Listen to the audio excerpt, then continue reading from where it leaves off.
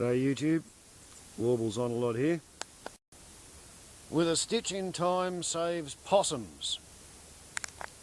Some of you will recall that in July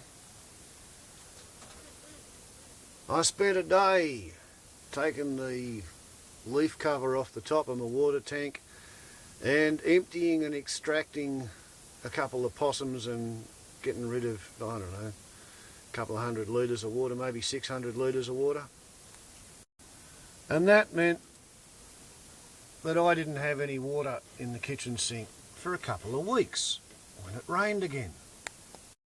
And that time I finished after sundown, and I didn't actually quite finish sewing the top on. There were a couple of places where there were some small gaps, and finishing the job kind of sort of fell into the do it tomorrow file, and then it didn't quite actually happen. And then guess what?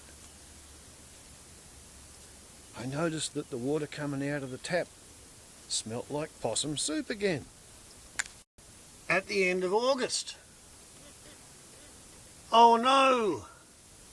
At least that time I only lost about 150, maybe 200 litres, and I once again got out one big possum and one little possum.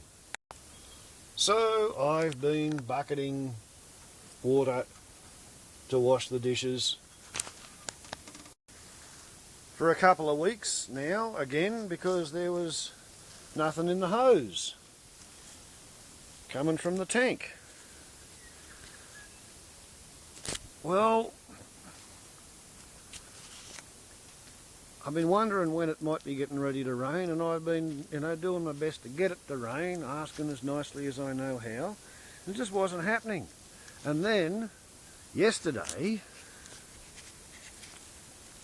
while I was finishing up messing around here, the wind changed from a westerly, which it had been all day, to an easterly. And I got to smell some pretty unpleasant emanations. And I wandered around sniffing here and sniffing there and trying not to believe that it was coming from the water tank. Because after I emptied it a fortnight ago, I sewed the top on real hard, but you see, because I'd found the last two possums before they got bad enough that the hair rotted off them, I didn't put myself through the laborious effort of using a square-sided bucket to scrape the flat bottom of the water tank and get as much out as I possibly could,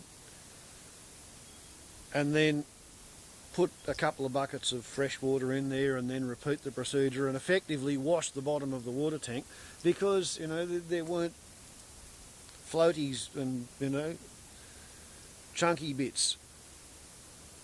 So yesterday, the third possum, which had been hidden in a fold of the tank liner, made its presence known to me at sundown. So with a head torch, yesterday I got to take the leaf cover off on two sides and remove said possum, which had been only in, that much water or something down at the very bottom there. And then I had to get rid of that water and wash the tank in the dark. So it means that I've got the top off, and therefore hippie woo woo sunshine gets his wish. He wanted to see what the inside of the water tank looks like. Just in case anybody else at some point might find that they've got a waterbed that they don't want to use because it's got no electricity, and waterbeds eat, well, I used to eat $1 a day worth of electricity 20 years ago when I used to have to do with one of the things. Because water's terribly cold to sleep on. So what this is a wooden fence around a square wooden platform, which is on 3 legs. Should have had 4, but run out of suitable fence posts. And I used to originally have a waterbed liner from a double bed inside here,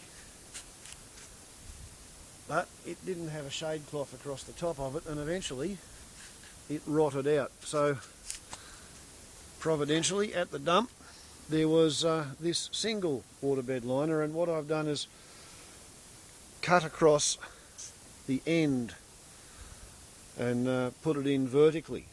And the critical bit is that these waterbed liners are the biggest plastic bags I know that you can get a hold of, which have a structure, you know, moulded into them on the end of it to put the cap on, you know, a plug and a cap. So that's where I use marine silastic to attach the hose. So first you get yourself a waterbed liner, and inside the waterbed liner you'll find this white stuff. It's like plastic version of felt, and they put that into the waterbeds to prevent wave action. It's a dampening material. I use it on the outside so that the ultraviolet doesn't get to the liner. Yeah? So that's 600 or 700 litres. Originally, with a double bed liner in there, it was a cubic metre of water, which is 1,000 litres, which is a tonne. And as we discussed the shortage of suitable timber on hand at the time, I'm pretty glad that I've taken 40% of the weight off by putting a single bed liner in there, because that really was too much of a branch to be using in a load bearing structure for that range. And once again, chainsaw milled timber, but you know, I have plenty of time and no money, and I couldn't afford to buy a water tank. So that's the converted water bed, which is now waiting for me to sew the top on, and it can rain again. And I might be a slow learner, but I get there eventually. The reason there's a piece of poly pipe there, that's a ladder, so that if, just in case there was any other possums who might decide that, you know, they wanted to play maritime kamikaze, 5 foot off the ground,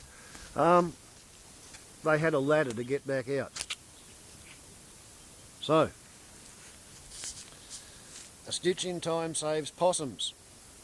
If I had sewn the last stitches on back in July, that would have been 3, I think they're ringtail brush cross possums, wouldn't have drowned up there. And I would have saved myself 2 entire episodes of Possum Soup and no water in the kitchen sink. So let that be a lesson to you. A stitch in time saves possums. Warbles on a lot to YouTube. Ciao.